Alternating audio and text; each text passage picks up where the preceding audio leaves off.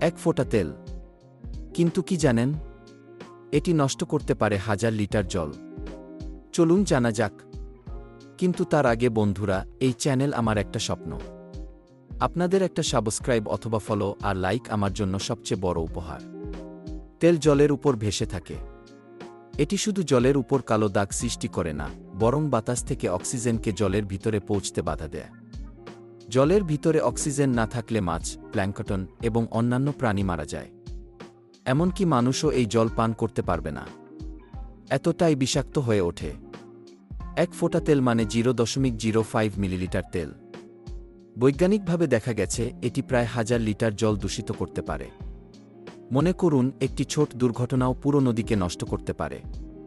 তার বাস্তব উদাহরণ: আলাস্কার এক্সক্সন ভালদেজ তেল দুর্ঘটনা বা সুন্দরবনের ট্যাঙ্কার দুর্ঘটনা। সামান্য তেলও বিশাল প্রাকৃতিক ক্ষতি করেছে। সুতরাং প্রতিটি ফোঁটা তেলই গুরুত্বপূর্ণ। নদী, সমুদ্র এবং পানি রক্ষা করুন, পরিবেশকে বাঁচান। এমন আরও অবিশ্বাস্য তথ্য আর গল্প দেখতে চোখ রাখুন ইকো কথাতে। তাহলে এখনই সাবস্ক্রাইব করুন। চ্যানেল শেয়ার বা ফলো করতে ভুলবেন না।